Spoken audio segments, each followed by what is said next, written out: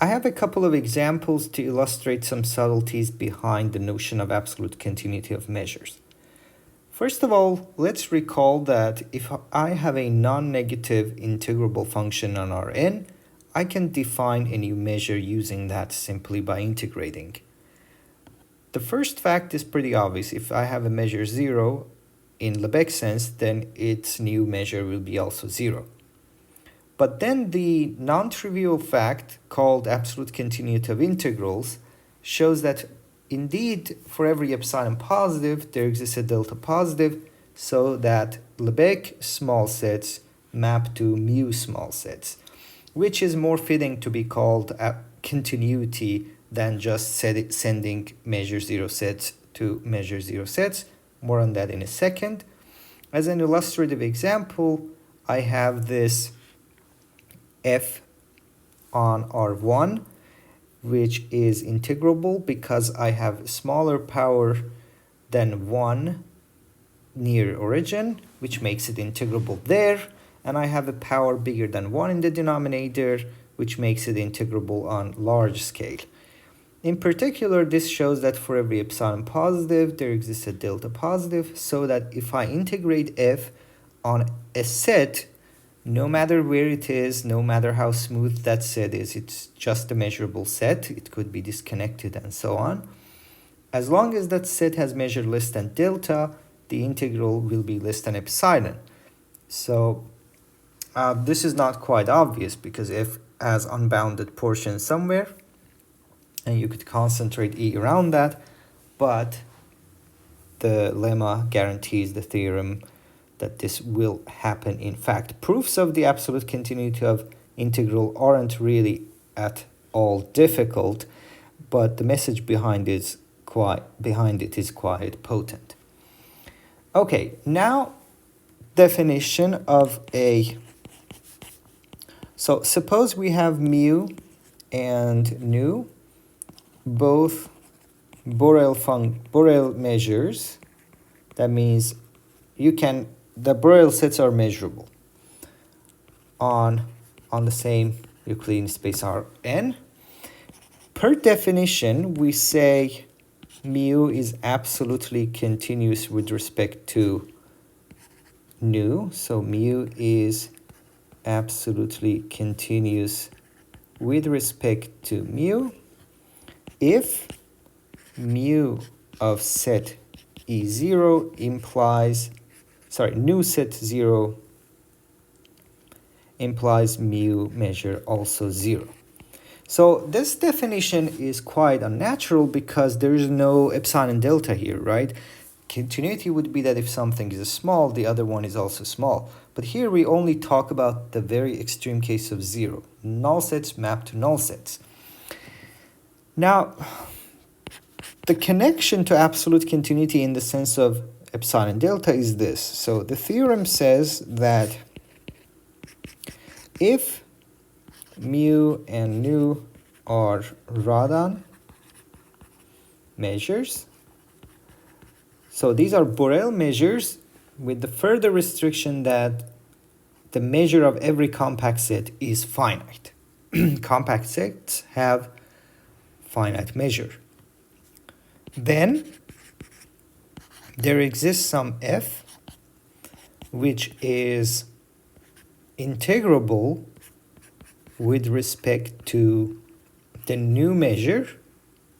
So, of course, the key assumption, so that mu is absolutely integrable with respect, mu is absolutely continuous with respect to nu. Then there exists some integrable function f such that basically measure of mu comes from integrating f, so that let's say for every Borel E in Rn, measure of E, it comes from integrating f with respect to nu.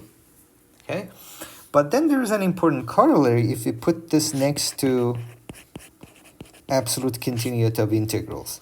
The corollary would be that for every epsilon positive, there exists delta positive, such that for every set E, let's say Borel just to be safe, a new measure of E less than delta would imply the mu measure of E less than epsilon because of this absolute continuity of the integral.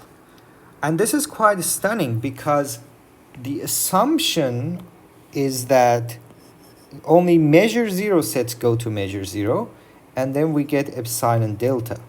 So this is an instance, and I haven't seen any other instance of this anywhere in my other math, that simply because two functions become zero simultaneously, let's say, on the same collection of sets, implies that actually there is this more quantitative, this is not technically very quantitative, but more quantitative control between them.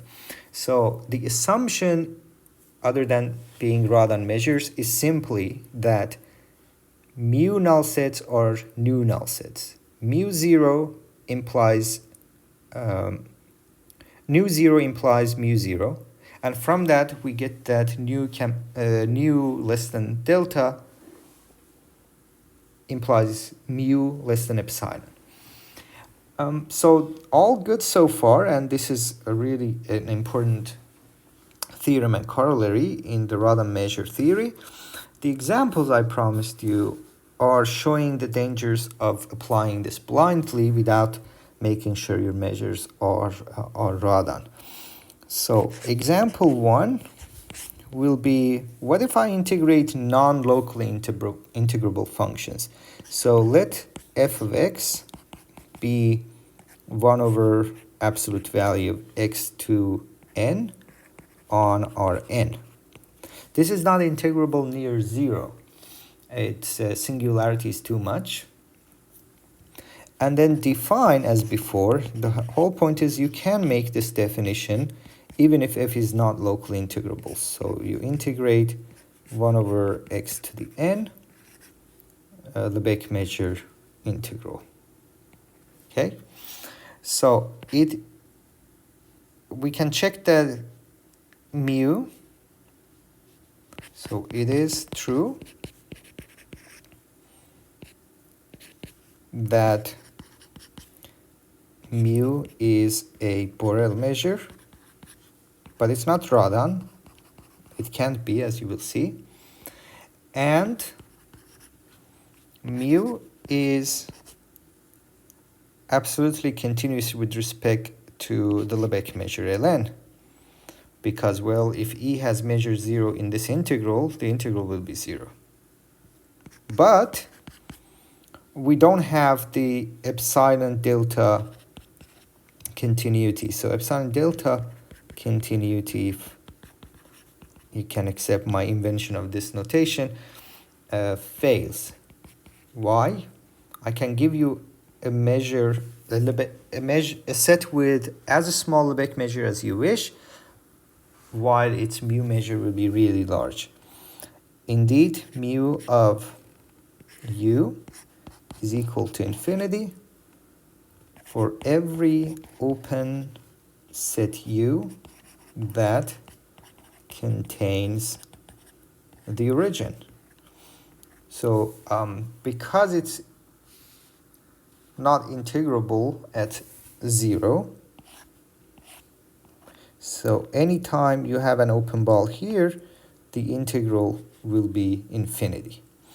In particular, we can find a very Lebesgue measure small ball, because we know that this is actually r to the n, so we can make it less than any delta. So for every delta positive, there exists this radius such that this, but mu measure of that ball centered at origin is infinity. So that fails. The Radon-Nikodym derivative, this d mu dv, the f from that theorem, in this case is just f, but it's not integrable. It's not even locally integrable. And the other example, which I will leave as an exercise to you, which is even more extreme, is that define mu of E to be 0 if Lebesgue measure of E is 0, and infinity if otherwise. Okay, so exercise, prove mu is a Borel measure and that mu is absolutely continuous with respect to ln. But obviously this epsilon delta fails, and for that, which is not contradicting the theorem and corollary because we're not talking about Radon measures, but a fun exercise would be to compute the Radon-Nikodym derivative d mu dln. Okay, so hopefully these examples will give you some idea of the subtleties involved. But once you are in the world of Radon measures, locally finite measures, then everything works so nicely, and we can, again with this grain of salt, say that if we have measure 0 implies measure 0, then we have the epsilon and delta. Delta implies measure E less than epsilon, which means for every epsilon positive, there exists this delta positive. Okay, hope you have enjoyed this.